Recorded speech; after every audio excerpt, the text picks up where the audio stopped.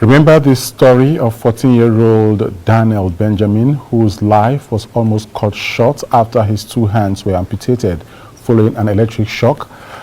Your channel of choice, AIT, brought this report to you about 2 years ago, and it may interest you to know that what has been happening to Daniel Benjamin in the last 2 years. AIT's Wayne Segona went to visit Daniel Benjamin in Kobe Village, a suburb behind the highbrow Asukoro residential area in the Amak of the FCT. She brings us this report on how the 14-year-old have fared in the last 2 years.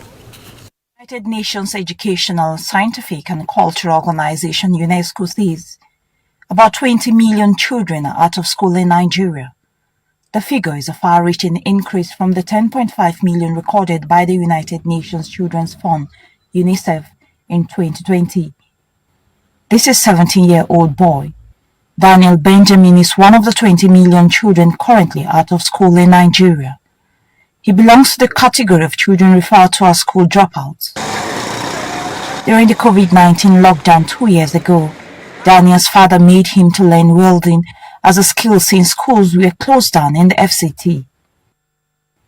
That single decision by the father was to become Daniel's misfortune as an apprentice welder. One fateful day, the boy suffered electric shock while at work, and as an emergency of first aid treatment, his two hands were cut off to save his life. After undergoing treatment at the National Hospital courtesy of some good-spirited Nigerians, Daniel was discharged and reunited with his family members to begin a new and different lifestyle.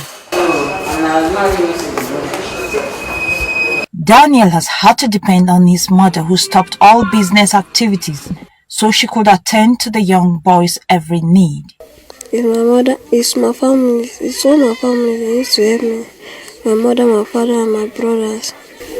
Before, Nakara, I just, and now, I don't do anything. 2 years after the incident, it took me quite some time to locate Daniel Benjamin's new home, as I was reliably informed that the teenager and his family had to move to a cheaper and more affordable accommodation that is not connected to electricity.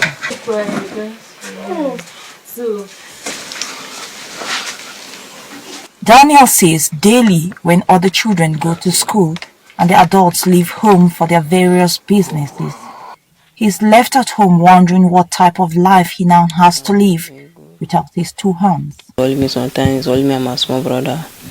Sometimes when I want to wear clothes, I wear it by myself. Sometimes when I want to brush, I brush by myself. But it's only the things, only food I can't eat by myself. He hopes to get the needed limbs someday to be able to function as a normal teenager. For now, Daniel says he has decided to live one day at a time. It's not by me. I just want to be doing this by myself because there's no anybody to help. Sometimes no anybody to help me, and God will do it. He's so hopeful that the opportunity to go back to school will come, so much that he's learning to write with his arms, in order not to be a liability to his family and the society. Unfortunately, the law is not on Daniel's side, as the accident was not the fault of the utility company. Was he negligent in this case? Because from the story, again, was holding a metal that made contact with a high tension line. Done is to appeal to the conscience of the public agency, in this case, Abuja Electricity, is to appeal to their conscience to see what they can do to assist the boy. Daniel, like other handicapped children, are counting on government and the kindness of good-spirited Nigerians in the society to save them from unnecessary sufferings and help them to lead decent lives, just as every other children in Nigeria. Mwesi Igono, AIT News, Abuja.